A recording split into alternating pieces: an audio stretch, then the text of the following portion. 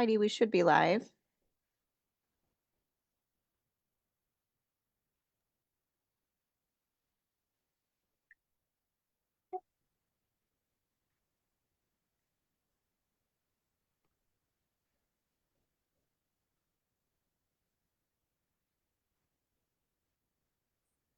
Good morning. Good morning, everybody. Miss Heidi, can you hear me okay? Yeah, I can hear you fine. Can you hear me? Perfect. I can hear you. Okay, let me check the Facebook group real quick and make sure we're actually streaming into the right group. That's always important. All right, I think we are live, my friend. Okay, everybody, good morning. I am Amanda, the owner and admin of this Fast Like a Girl support group. I've recently brought on my great friend Danielle as one of our admins as well. She's one of our sister coaches that we're working with, so you'll see us both working together. And Miss Heidi Tobey is actually one of our favorite sister coaches as well. And I am going to be putting her in the hot seat today. I am so thankful that she's joined us. Heidi is a certified holistic health coach, and she's also a Fast Like a Girl certified coach like me as well. And so Heidi is going to come on today and talk to us about the fun times around perimenopause and all of those really fun symptoms that we are having fun with in this age group over 40. And so, Miss Heidi, tell us a little bit about yourself and how you got started with this. Oh, thank you. Thank you, Amanda, for allowing me to come on here and talk to everybody. I've really been looking forward to this. I love engaging with everybody on this page, and I love all the support that's here and that you're nurturing too. So first of all, I just want to thank you and acknowledge, how wonderful this whole community is. And thank you for putting it together for us. So just really briefly about me is I became certified as an integrative nutrition health coach back in 2016. And I was just working kind of part-time at health coaching until the fates turned things around for me and I'm able to do it full-time now. So I studied integrative nutrition. From there, I went on, took a postgraduate course in gut health, and that was a really intense deep dive into gut health, and I discovered how much I really loved that. And then after that, I needed to upgrade my learning a little bit more, and I had discovered functional medicine. So I became a functional medicine health coach now. I started studying functional medicine through the School of Applied Functional Medicine back in 2019. And so I've completed a full 2-year course with them, but the learning is ongoing. I am still currently involved with the functional medicine school, still learning all the time and incorporating that into my coaching practice. I do some one-on-one coaching.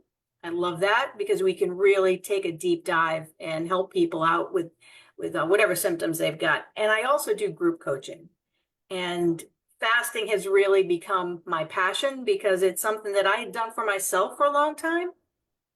And it wasn't until I read Dr. Mindy's book that I realized that I wasn't doing it quite right and that probably nobody else was either.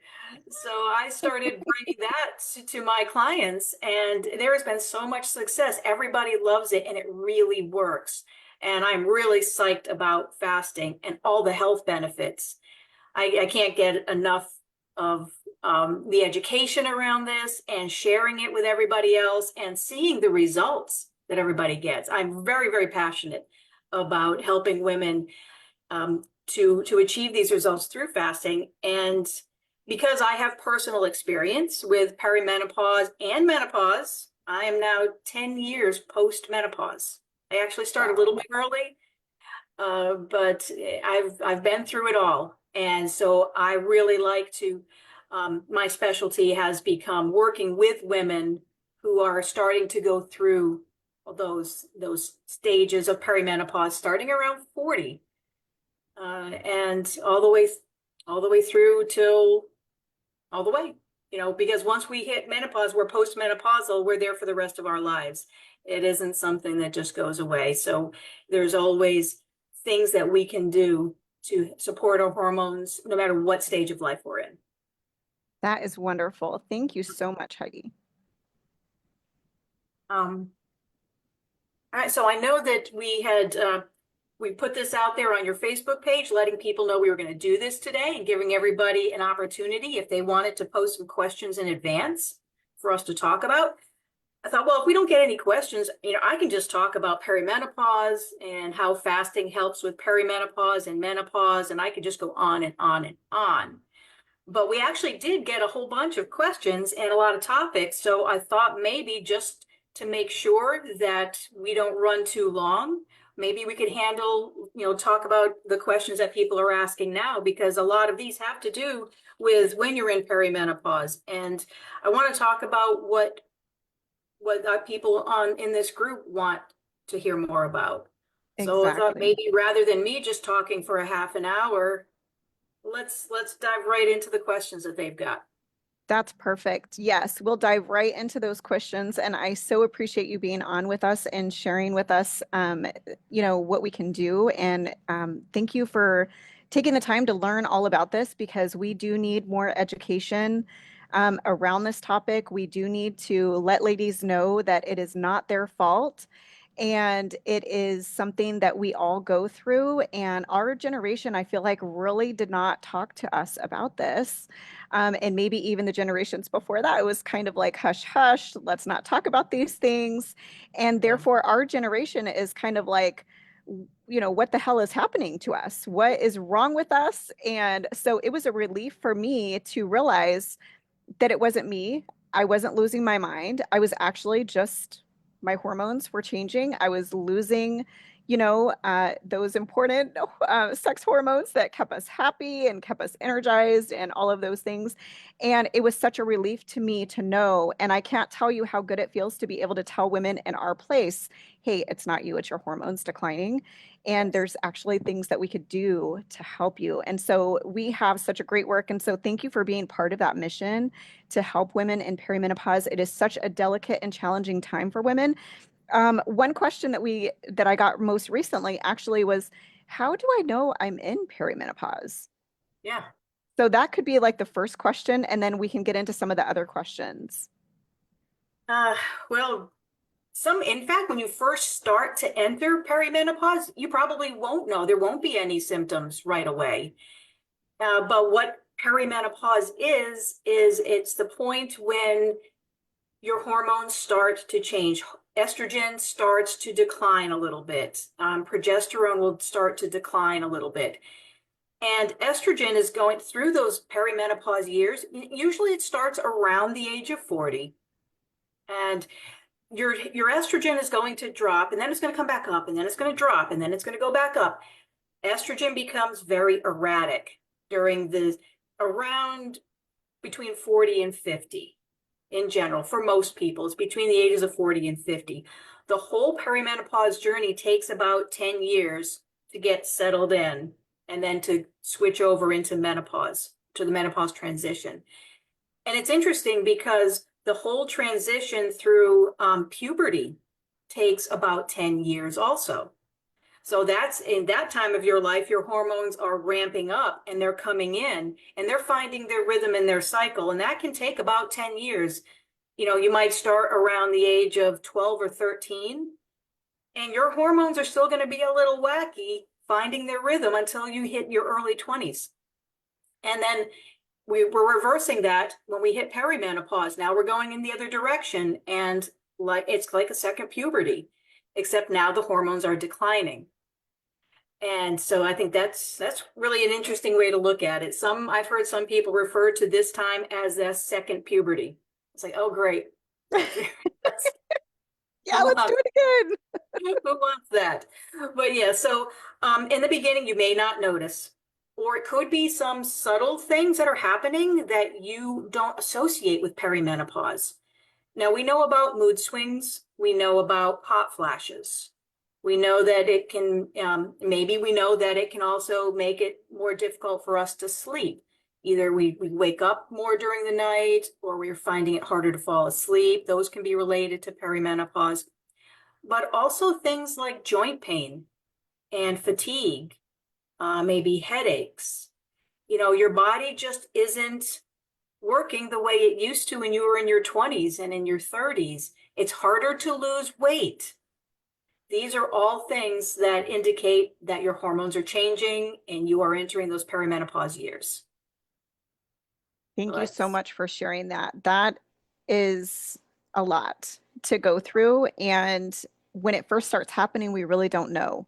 And so right. it's really good to be able to put a name on what's happening to us and then to know that there's help that we can do. And it doesn't necessarily have to be the hormone replacement therapy drugs, even Right. though sometimes it is necessary.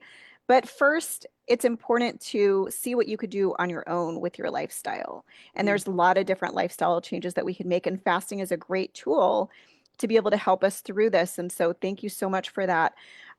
Let's go ahead and dive into some of those questions, okay? Okay. So Vanessa had a question and she says, how to fast when you don't have a cycle, but you should? Okay.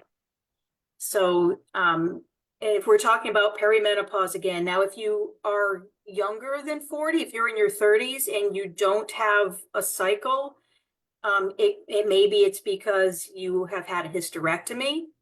It can be, like PCOS, things like that. That's one situation, but I think what we're talking about here today is once you're in your 40s, you've hit 40, maybe things are getting a little bit off, and you're not getting your period, and you should be, and we want to be getting our period as long as possible, because that means we're still getting that protective estrogen. That estrogen is so good for our immune system, it's good for our brain. So we want to, even though some people are anxious to lose their period and think that, oh, it'll be so nice when I don't have it anymore, it's great while we have it because of the estrogen that comes along with it. And so if you're still in your early 40s, early to mid 40s, and your period should be coming and it's not, and you want to make some adjustments so that maybe it starts to come back again. One thing that you can do is the 30-day reset is the cycle that you should be following for eating to support your phase appropriate hormones. So if say you're expecting your period should start, next week. And lately you've noticed, it's been coming late, or, you might even skip a month and it's not coming at all. You want to get that back regular again. What you can do is go ahead and if you know when day one is supposed to be, go ahead and start the 30-day reset with day one. Jump in there with some of that power phase fasting. If you're experienced at fasting, you can do 17 hours, you can do 18, those first 10 days, you can push the fasting for as long, long a fast as you're comfortable with, even push it a little bit longer. Flex your fasting muscle. This is a perfect time to do that. And if you get into the first few days and your period hasn't started yet, drop back into the nurture phase again. And this means that you're going to increase your healthy carbohydrates, nature's carbohydrates, the sweet potato, some rice, lower your stress, try to, do some stress relieving, low intensity exercise, maybe yoga, walking, pet your dog or cat, hug your kids, hug your spouse, do things that are nurturing. Go back to that for 2 or 3 days, and then go back to fasting again. Then go back into a power phase for 2 or 3 more days. Your period still hasn't started, you can go back again. Go back to the nurture phase. And you're going to alternate that. You can do 2 to 3 days in the power phase, no period, go back to the nurture phase for 2 or 3 days, then back to the power phase for 2 or 3 days. You can alternate like that back and forth for a bit and see if that gets your period to start. If you notice that when you're fasting, that you're feeling a little bit more anxiety, you're having trouble sleeping, or you're getting really hungry and it's harder to fast, That's your body telling you that progesterone is still trying to make an appearance. It needs some more support. And that's why if you feel that way, your period isn't starting, drop back down to the nurture phase. You can do that back and forth a few times. And then you might just want to say, you know, when you get back into fasting and things seem to be okay, if you've done that a few times, you're still not getting your period, then maybe you can just still go ahead and complete your 30 days and then start again the next month and do the same thing the next month. Extend the nurture phase a bit, back and forth a few times with the power phase, and see if that will trigger your period to start. Now that's if you know when your day one of your cycle is supposed to be. If you have no idea when day one is supposed to be, use the moon phases. So day one of your period, or when your cycle, if you want to follow the moon phases, use the new moon. And this month, the new moon is on December 30th. So if you want to try this method and you don't know when your cycle is supposed to be, then on December 30th, make that your day one. And the cool thing about that is that the week before your nurture phase is through the holidays. If it's, you know, you're celebrating Christmas, then that's the week you get to be in your nurture phase. So yay for that. So another thing to consider if your period is not coming again is really the stress and toxins. So take a look at your diet, take a look at your stress levels, because high stress will tank progesterone and can prevent your period from starting. So I hope that answers the question. Yes, that was very helpful. Thank you so much. Very thorough answer there. So very helpful. So I hope that helps, Vanessa, so you know what you can do. If not, please reach out and let us know if you have additional questions about that. Okay, so moving on to the next question. Aviva, she says, I am not as concerned about the fasting part, more about the eating part of the 30-day reset. And Debbie has a question kind of along the same lines of knowing what to eat is the tough thing. So what do we eat? Yeah. So and that's really interesting, because I would have thought that, fasting, when people are first starting out, that fasting is going to be tough. But then to hear that no, it's eating that's tough. It's like, oh, wow, okay. But that's because we're trying to change our eating style to something that we're not used to. So if you are just coming from a standard American diet, this is gonna blow your mind. It's like how we're trying to eat now, between hormone feasting and ketobiotic, and what does it all mean, and what can I have and what can't I have? So the best thing to do is just relax, take a breath, and simplify. It really is all about simplifying what we're eating, staying away from processed foods and focusing on real whole foods. When you're putting your meal together, every plate that you make should have an appropriate amount of nature's carbs for whichever phase you're in. If you're nurturing right now, then you want to make sure you're getting somewhere between 100 and 200 healthy carbohydrates. If you're in like a power phase and you're fasting longer, then you're keeping your carbohydrates lower, like under 100, like 50 would be a really good place to be. And then you want to make sure that you're also getting some good quality protein, plenty of protein, 20 to 30 grams per meal. You want to make sure there's fiber there. Fiber can come from things like avocado, lentils, quinoa, beans, vegetables. Vegetables have a lot of fiber in them. So make sure you're getting a good balanced plate and that it's as close to nature as possible. If you're eating something that comes out of a package and has a label and a list of ingredients, that's not a whole food. So sometimes we do have those, and that's okay, but we want the majority of what we're eating to be coming straight from nature. And that would mean that's usually something that doesn't have a list of ingredients, or a very, very limited list of ingredients, right? So the main thing is just look at the plate that you're eating and determine, do I have protein? Do I have fiber? Those are your heroes right there. Dr. Mindy calls protein the hero macronutrient. So fiber along with protein, very important. Healthy fat. So as far as what to eat in the phases, if you're following the power phases and you're in a ketobiotic style, that is, like I said, you want to keep your carbohydrates around 50, and that's net carbohydrates. And that means you look at if it has a label, you look at the label. I mean, eggs have a label, okay? So there's one exception. Eggs will have a label and a nutrient profile, but the ingredient list is just eggs.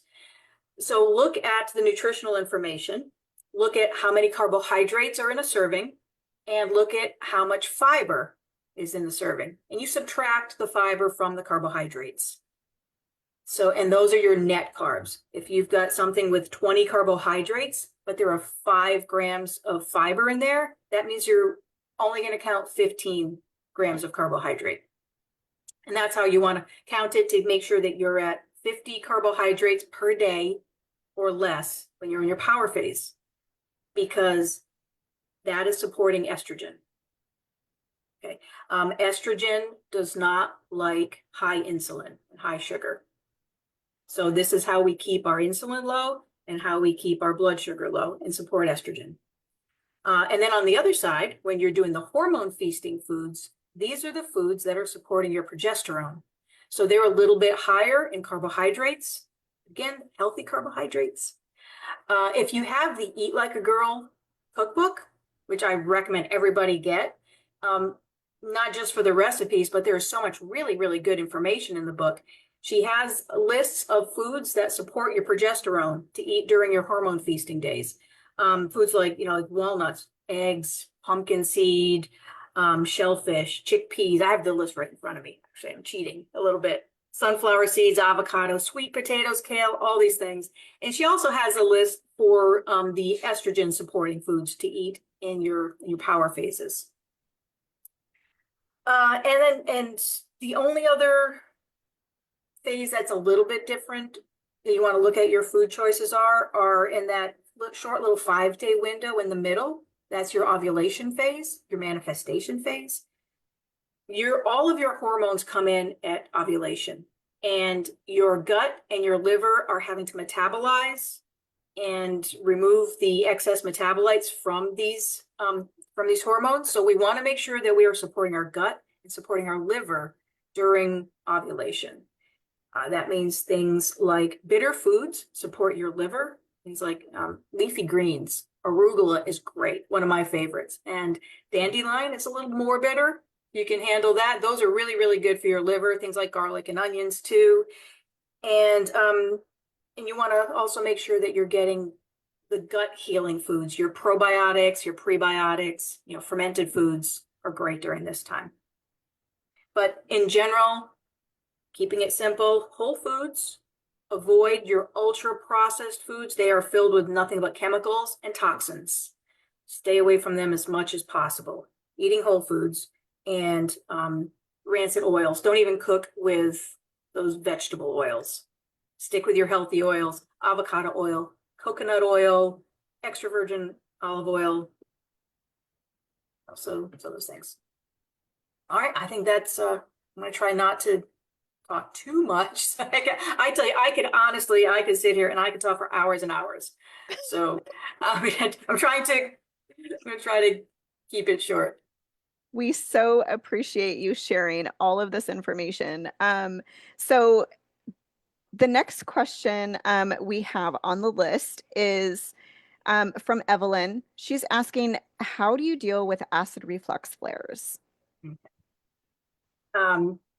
So acid reflux is something that a lot of people really misunderstand and think that it is actually too much acid. That's why people are taking acid blockers. They take Tums, they take those omeprazole. You can get them over the counter. You can get prescriptions for acid blocking bicarbonates and that too, to reduce the acid in your stomach. That is the absolute worst thing you could actually be doing. because acid reflux is not an issue of too much acid. It's actually just the opposite. And what it's really a problem of is acid where it doesn't belong. So if acid comes back up into your esophagus from your stomach and it passes through what's called the lower esophageal sphincter, which is the gate that separates your esophagus from your down your throat and entering into your stomach. And it's supposed to seal off your stomach and keep the acid down in there. For many, many reasons, that can fail and can cause a little bit of acid to splash up into your esophagus. And that is acid reflux.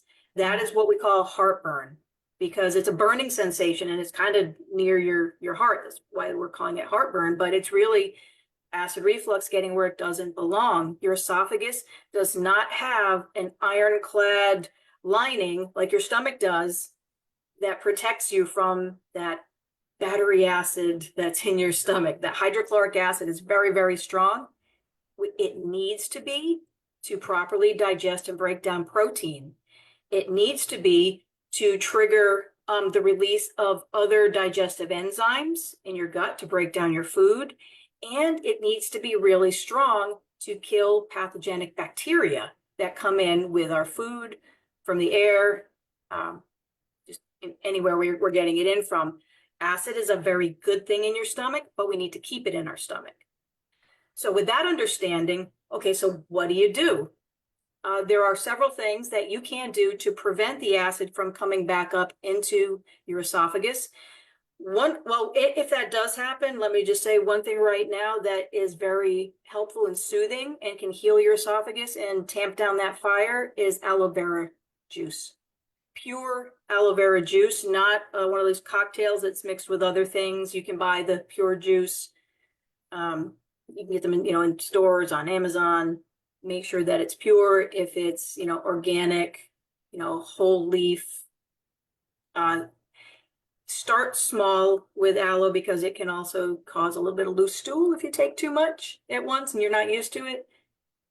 So, but building up to where you can take 2 ounces of aloe vera juice when you have an acid reflux flare, it can be a tremendous help in soothing it and cooling it. And also the aloe vera helps to heal damaged esophagus. Now to prevent it in the first place, we have something in functional medicine that we call eating hygiene.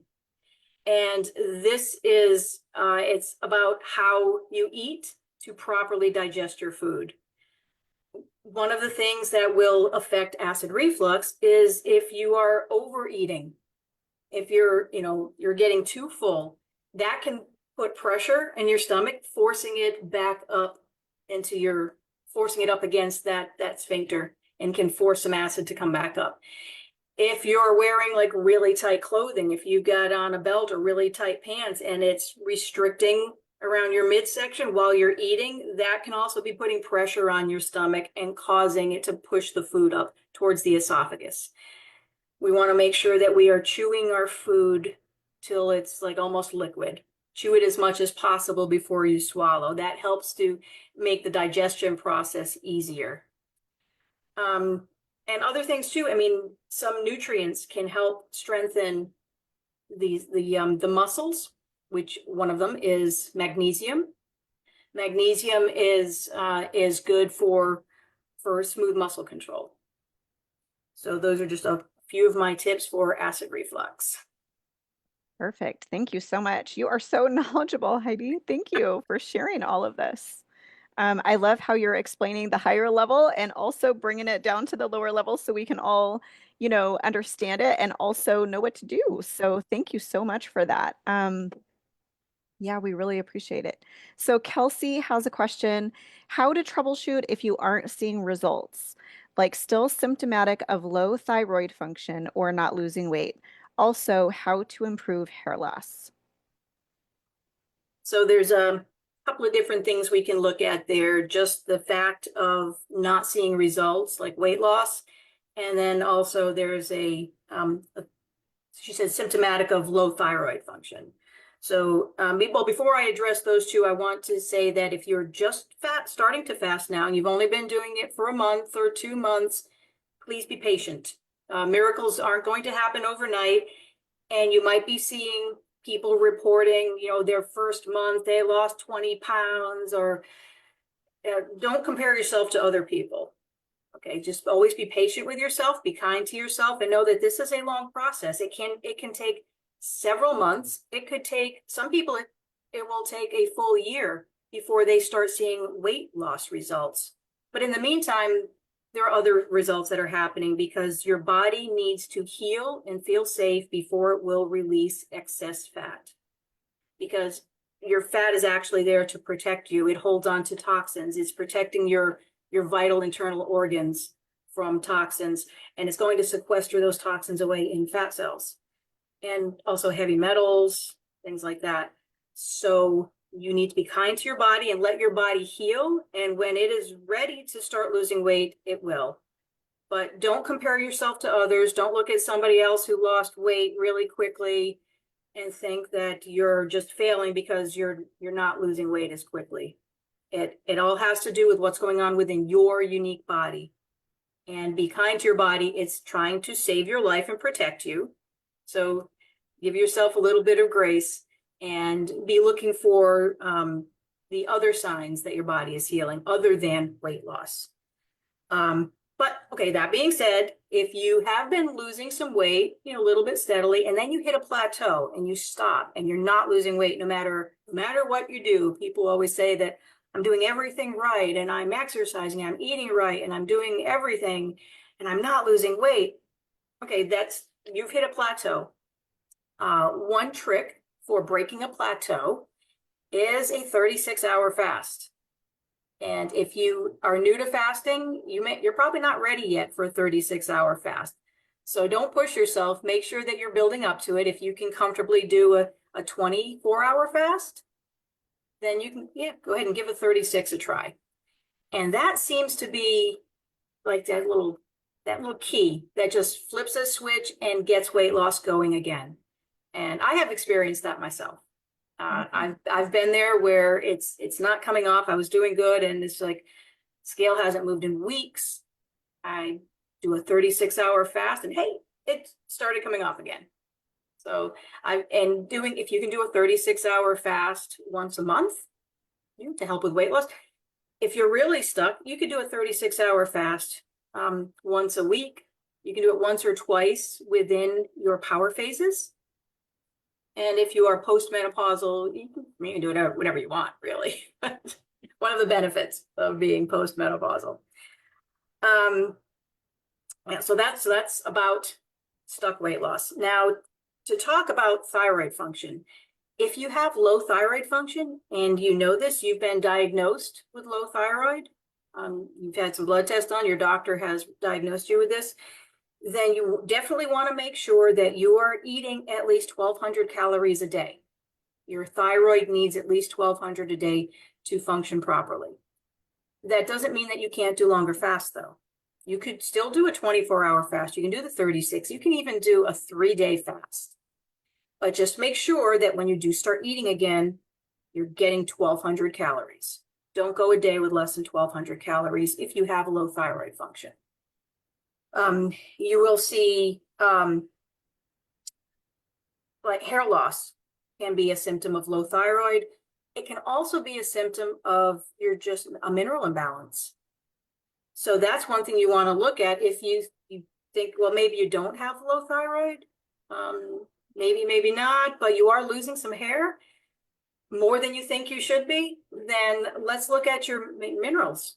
Let's look at toxins and stress.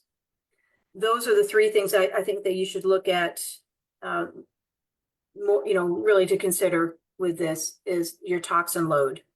Can you reduce the toxins in your food? Or what about your personal care products? What kind of lotions are you putting on your skin? Are you spraying perfumes? Are you using things that have fragrance in the ingredient list?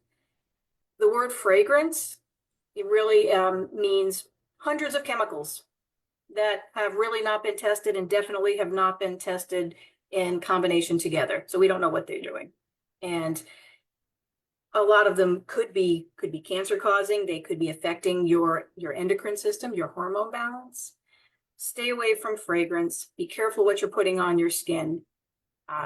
You shouldn't be putting anything on your skin that you wouldn't put in your mouth, aside from the flavor. But do you want to ingest it? Look at the ingredients on your lotion. Would you want to ingest what's that list is on your body lotion or in your shampoo? Because that's what's happening. Our skin will absorb. It can absorb 60% of what you're putting on your skin. Some of it's going to evaporate. But any of those molecules, and many of them are small enough to penetrate through your skin, they will, up to 60% of them, and they can get into your bloodstream. And it's not helping you at all. So look for more natural alternatives for skincare. Think about toxins and stress. Stress is a toxin also. And again, just be careful of your diet and be patient. Thank you, Heidi. Those are great tips. And it is frustrating when we hit that plateau. It's happened to me too. And boy, that 36-hour fast Yeah. at the right time can make a huge difference. And also just being kind to our body and getting rid of the toxins and all of that, it really does make a big, big difference in helping our body to release that weight. Thank you One so other much. thing about the 36-hour fast, and I don't consider this cheating because Dr. Mindy says we can have a fasting snack, but she has a recipe in Eat Like a Girl called a fasting herb salad. That is fantastic. And I make that salad for dinner on the night when I'm not eating anything. So the 36-hour fast, like I will stop eating maybe 7 or 8 o'clock at night. I try to push it a little bit later than I normally would, but as long as you're 2 to 3 hours before bedtime, you don't want to be eating too close to bed. I will start my fast at 8 p.m., say on a Monday night, and that means I'm not going to eat again until 8 a.m. on Wednesday morning. So all day Tuesday, I'm not eating. So I find that, sometimes I'll get to a point where I'm starting to get hungry. I'll try to drink electrolytes. I haven't mentioned that yet. Very, very important. And also that is going to help with everything that we've talked about so far today. I can say add electrolytes to every one of my answers. Have your electrolytes. And at dinner time, when my husband is eating, it can be hard when you're having to make a meal for somebody else and you're not eating. That's the day that you don't get any food. That fasting herb salad, I ate it nice and slow. I made it last a long time, chewing really good. It felt wonderful. I did not feel deprived at all, and it was allowed. It wasn't breaking my fast. And the next morning, when I got up and checked the scale, weight was coming down. So I did break that plateau, and the fasting herb salad, I think, is probably the way that I was able to get through it without just driving myself crazy. Perfect. Congratulations on that. Yeah. And That there are is other wonderful. snacks you could try too, like an avocado, half an avocado. Just make sure that your fasting snack is mainly fat. You can have a little bit of protein, but you want it to be mainly fat because that will not break your fast. Exactly. Mhm. Thank you so much for sharing that. Mhm. All right. Okay, so Hannah says, trying not to use the scales as my measurement of progress. It can be frustrating. Yeah. Yeah. How many? I hope you're not one of those people that's getting on the scale 5 times a day. That I used to get on multiple times a day. No, I would recommend look at the scale once a week if you can do that. If you want to get on the scale every time you walk by it, that scale has control over you. You need to take control back from the scale because the scale is just a number. It doesn't mean anything in the long run. Okay. And sometimes the scales lie to us. They can make us feel bad about ourselves. If when you get on the scale in the morning, what that number says is going to determine your mood for the day, then that we don't want to have anything to do with that scale. The scale should not be dictating our mood. And even if, it can make us really happy, sure, that's great, but let's just do this once a week. So if you can't walk by the scale without getting on it in the morning and checking, put it away. Put it someplace out of sight, put it in a closet, stick it under the bed, and pull it out just once a week and look at it. And remember too, that especially when we're new to fasting, and new to fasting could be, it's your first month trying a 30-day reset, or you could be, 3 or 4 months in already. You're still fairly new to fasting at 3 to 4 months in. Give yourself time for your body to adjust, because what fasting is doing is it's retraining our bodies to learn how to be metabolically flexible. And that means that we are able to switch from burning sugar, carbohydrates are sugar. So burning carbohydrates to burning fat. And that is not a switch that happens easily. And it is not a switch that most Americans are doing at all. For most of us, 100% of the time, our body is in sugar burning mode. When you're taking in carbohydrates, taking in highly processed carbohydrates, which do not come with a sufficient amount of fiber. That's why nature's carbs are so good for us, is because they come with fiber. So it's going to take a little while for your body to learn how to switch from burning sugar to burning fat. Give yourself some time. It could take a month. It could take 6 months. So that could be another reason why you don't see the scale moving so much just yet. Your body's not there yet. It can be frustrating, but in the meantime, even though your weight isn't coming down, there are going to be other changes that are happening, because it is not all about weight. Some of we call these NSVs.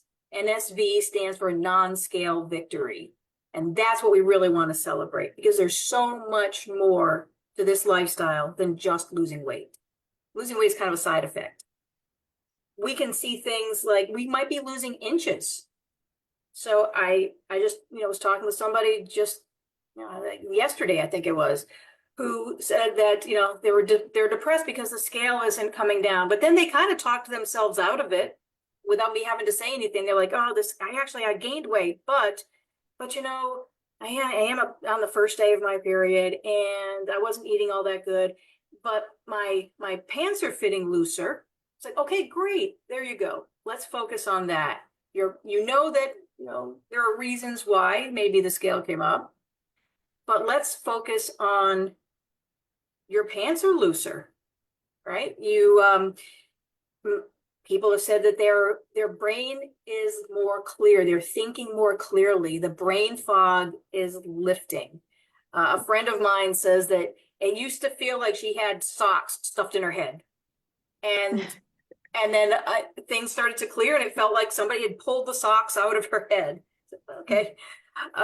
There can be less joint pain.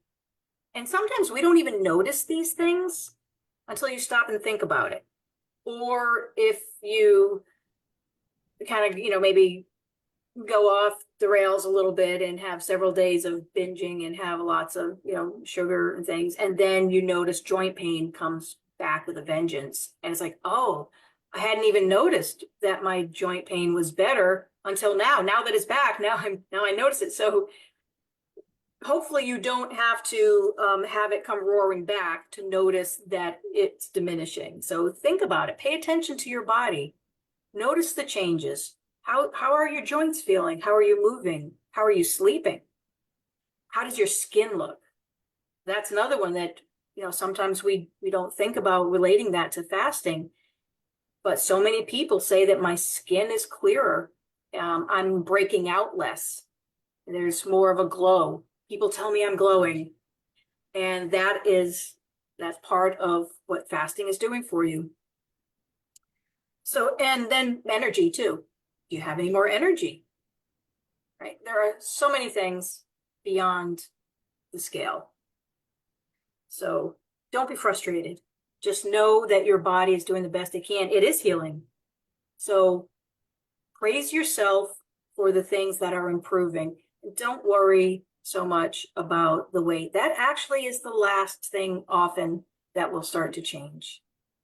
So congratulate yourself for learning about fasting, for giving it a try, for eating better, and give yourself a lot of credit for what you're doing, because, you know, fasting is a tool, but you're the one that has to use it. You're the one that's got to find a way to fit it into your lifestyle.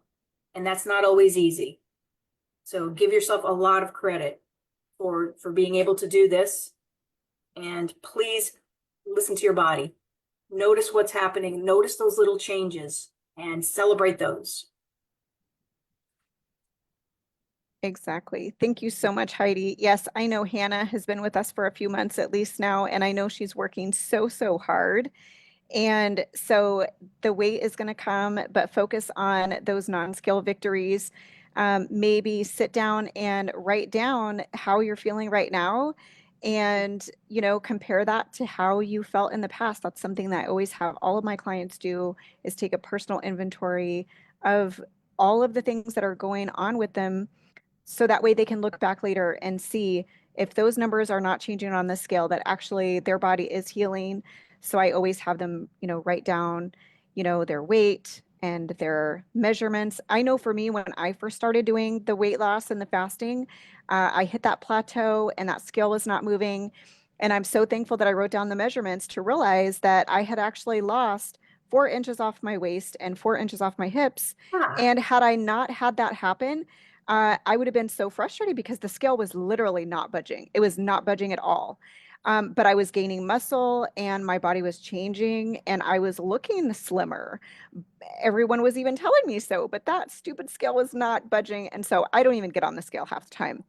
Maybe every few months I do it just because it's not worth it to me, because I know for me that does affect how I feel. And so I just avoid that altogether. As long as other people are telling me I look nice and as long as I'm feeling good in my own body, um, to hell with that scale. I don't care what it says, it's a liar. yes, yes, exactly. So, Hannah, you keep up the good work, girl. I know you are doing amazing and you're going to see those results, but look at those non-scale victories, like Heidi was saying. It's so important for us to do that. So, thank you for sharing those tips on what else we could look for.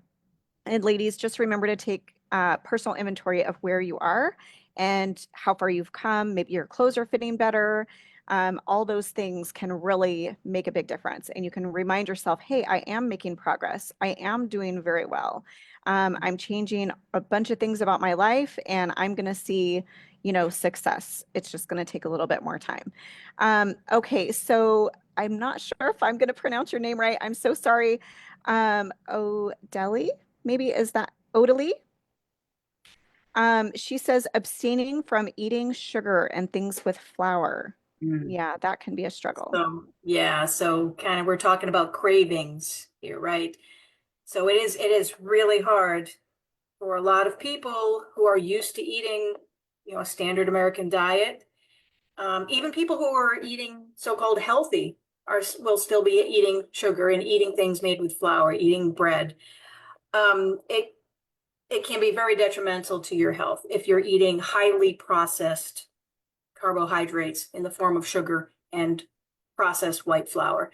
Yeah, those are things that we are all trying to abstain from or cut back on. So if you're one of those people, like millions and millions of other people who really struggle with trying to cut it out, well, so some of us need to go cold turkey. But for some of us, we need to do it a little bit more gradually. Start by cutting back. Okay, you can, and make some substitutes. If you're craving something sweet, can you have fruit? And that may satisfy a sweet craving. Berries, strawberries, blueberries, these things are really good for you. They're healthy and they can satisfy a sweet craving. Another weird thing I've heard is that something that if you're craving sweets, to drink a little bit of pickle juice. It's a thing. I've even heard of people will freeze little pickle juice like pops. And in the summertime, it's like, oh, I had a pickle pop. I was, craving something sweet and I had a frozen pickle pop. All right. I like pickles, but I haven't tried that yet. But they say that for some reason that actually helps to satisfy a sugar craving. So you can try that if you want. But substitutes that can help you if you need to go gradually are like fruit.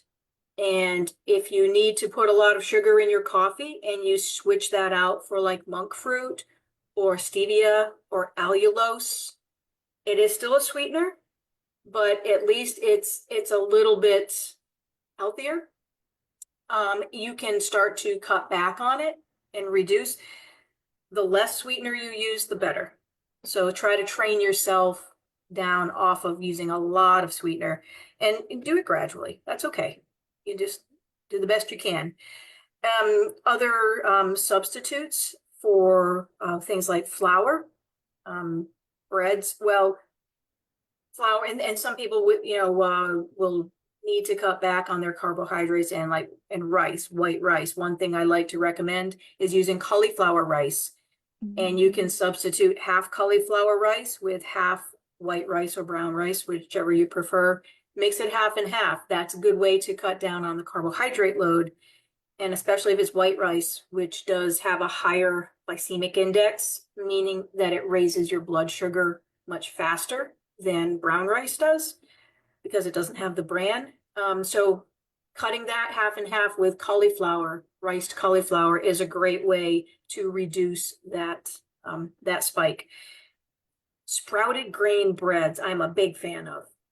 So we don't all, really want to completely eliminate breads from our life. And I mean, who doesn't love bread, right? Sprouted grain breads. One of the brands that I really like a lot is called Ezekiel bread. I think that's fantastic. You can have a little bit of that. Sourdough bread, especially if you can make it yourself, that's like the ultimate. Or if you can get it from a bakery that doesn't add a lot of extra ingredients to it, if it's still clean ingredients. Sourdough bread is one of the best kinds of breads that you can eat. It's good, actually better for your gut. So make some switches. Sprouted grain bread, sourdough bread.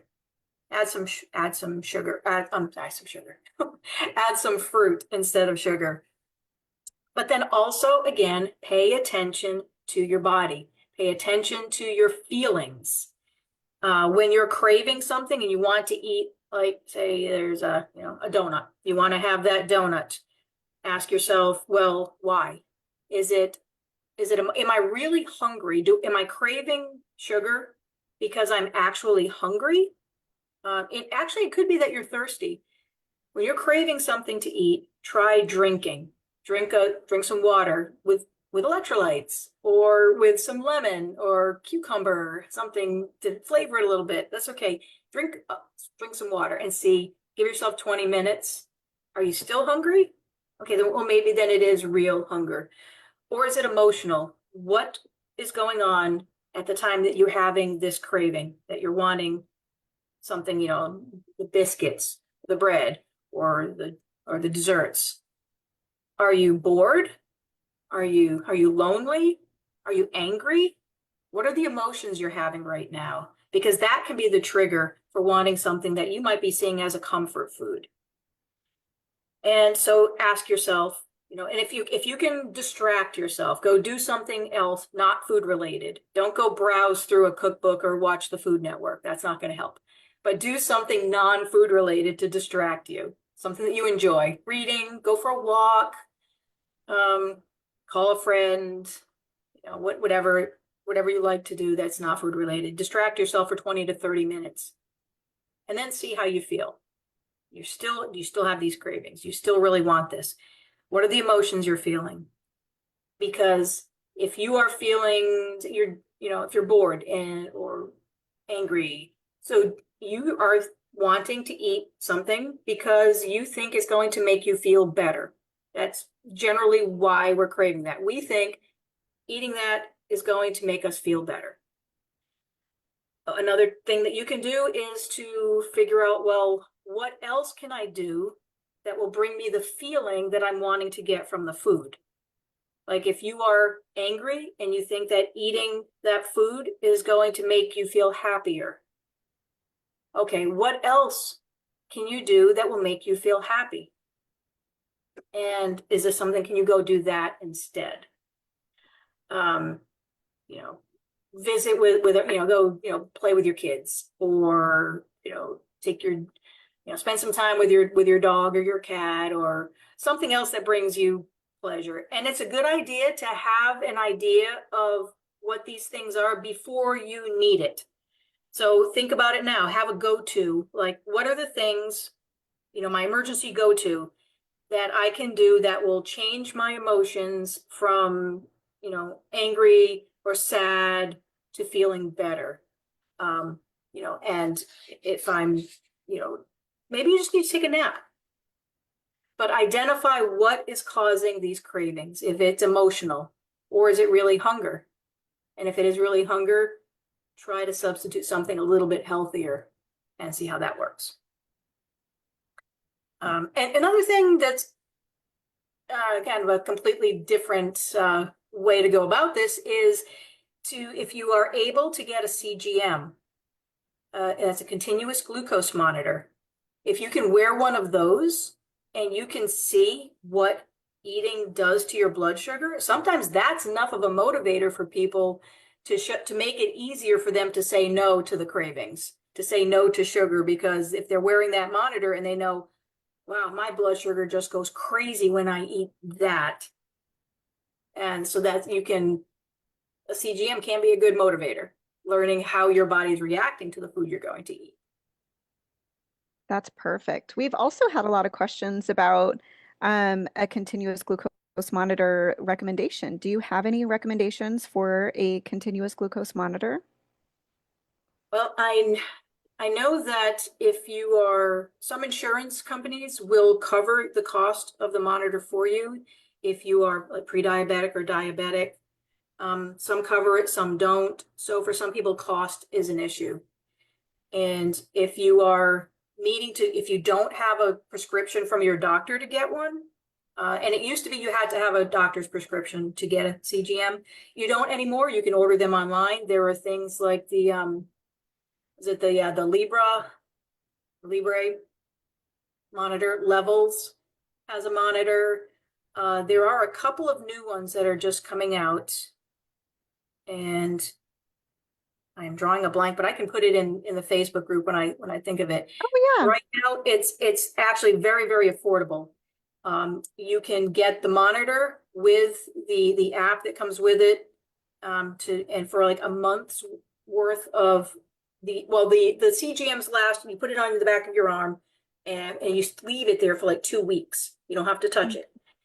And then you change it out. So this one company I'm drawing a blank on their name. I keep wanting to call them Libby, but I know that's not it. But they're fairly new, and they will give you 2 of these CGMs. So it will last you a full month, and an app to monitor and track your glucose readings for a full month for only $100. And that is Wow. way cheaper than other companies are charging. A lot of the other ones I've looked into are anywhere from like $300 to $400 a month, or depending on the plan you get, could be more. It can be a little bit pricey. The only downside is right now for this one is that it currently is only available for iPhone, for Apple users. So they don't have an Android version yet, but they say they're working on it. And so I'm waiting for that one. But right now, yeah, so it's only like $100 a month on that. And I'll post that information in the Facebook group when I remember. Oh, perfect. Well, yes, we really I'll even appreciate put a link to it. I'll go into my email where I'm keeping in touch and following them to make sure I find out when they make it available to Android. So I will go ahead and get the link to that company. I'll put it in the Facebook group. Thank you so much for that, Heidi. Really appreciate that. That would be a really big help. Okay. Julie, she says, I find the hormone feasting days hard. I do love nature's carbs, but kicking me out of ketosis affects my weight loss. So I think I'm just going to have to stick to keto and fasting. I tend to follow the advanced protocol, or for some months, the one to help me with anxiety, depression. And kind of along the same lines, Shannon is saying, I'm having the same experience. The longer fast feels fabulous and do not bother me at all. But as soon as I go into nurture phase, I yo-yo with the weight, even when I'm being very strict. And Megan is along the same lines. You know, my biggest challenge has been getting the mindset of eating the higher carbs for manifestation and nurture phases. So how can these ladies nurture themselves and get back into the swing of the power phases? How would you suggest being able to do that? That is a hard transition for a lot Yeah, of us. yeah. And well, actually, that week before your period, when you're in the nurture phase, it's actually very normal for your weight to be up a little bit. It's very common to gain a pound or 2 pounds the week before your period, and it's in the first day or so of your period, which tends to disappear, after a week or so. A lot of that is fluid. Okay, so I think if you're in the nurture phase and you've gained a little bit of weight, some of it could be fluid, some of it could be because you are, right before your period starts, when we do naturally tend to hold on to a little bit more weight. And you may not also be metabolically switching very smoothly yet. So you can still be having a little bit of that sticking problem. Your body isn't quite used to it. If you're new to fasting, just give it a chance. Keep trying it. Keep going for several months. See how you're doing. But if you really do love the low carb lifestyle and you find that you feel better in it, make sure that when you're in that nurture phase, that you're sleeping well and that you're keeping your stress levels low, because we do want to make sure that we are supporting progesterone. You might be somebody who can handle less carbs as long as, the other things are still in line. The low stress is still there. You can, make sure that you're not getting, as much sweet potato as, maybe you don't want to go to 200 carbs. Dr. Mindy recommends 100 to 200 net carbs during that nurture phase, which for somebody who follows a very low carb diet and is happy with it, 200 seems like a lot of carbohydrates. Mhm. If you are focusing on weight loss, keep it at 100 carbs, closer to 100 net carbs per day. Try that and see how that does. And if you are more interested in supporting your sleep, anxiety, mood, these are things that can be beneficial for you to go ahead and keep your net carbohydrates closer to that 200 mark, 150 to 200. That can help with anxiety and sleep. Weight, yeah, keep the carbohydrates lower if you're trying to lose weight. So try cutting back to, I don't know how many net carbs that this person or these people have been doing in their nurture phase. Maybe they're doing more like 150 to 200. So maybe they need to cut it back to closer to 100. If they are doing 100 and it's still not working, they're not feeling as good doing 100 net carbs during that week, go ahead and cut it back a little bit. Go ahead, go down to 75. Everybody is different. Treat yourself as N of one. That means you are an experiment with just one person, you. And you are the only one that knows what works for your body and what doesn't. So pay attention to what feels good for you. If cutting back to 75 net carbs during your nurture phase feels good, and you're not gaining weight, if you don't lose weight, that's fine. We already talked about the scale, so don't worry about that. Let's focus more on how you're feeling, how you're sleeping, how your mood is. Are you having PMS symptoms? If you're having PMS symptoms, you probably do need a little bit more carbohydrate. But if not, yeah, experiment. Go ahead. You have permission to adjust your carbohydrate levels to what feels comfortable for you. Okay. Anything else you want That to is say about that? perfect. Yeah. And of course, with every other phase, make sure that you are focusing on, your plate, your protein. Make sure you're still getting plenty of protein. You can have as much as, 1 gram of protein for every pound of, they say, lean body mass. So what that means is if you say your ideal body weight is 125, that means that you can be eating 125 grams of protein, not 125 ounces. Don't, some people, forget and they think, oh, I had an 8-ounce steak. Okay, we're not, no, it's grams of protein, not how many ounces of protein. So you could have, 125, which is kind of a lot. A lot of people get way less than that. So you might need to up your protein a little bit. And up to as much as 1 gram per pound of body weight, but 75 to 100 grams of protein a day is kind of like a sweet spot for most people. Yeah, and then make sure that you're hydrating well, that you are getting your electrolytes, that you are getting enough, your vitamins and your minerals, whether you're getting it from your food, which is another whole topic about the scarcity of nutrients in our food these days, but supplementation is okay too. Things like, mineral supplements, beam minerals is a really, really good one. And I know that Amanda has a link that she can, save you a little bit of money on beam minerals if you want to support that. Support your thyroid, support hair loss, and just support everything in your body uses minerals. So, think about things like that too. And your stress. One last thing I want to say about that is to make sure that in that nurture phase that you are monitoring your stress levels, keeping your stress low, and you don't want to be doing longer fasts. So even if you're going to lower your carbohydrates, don't go into power fasting in that nurture phase.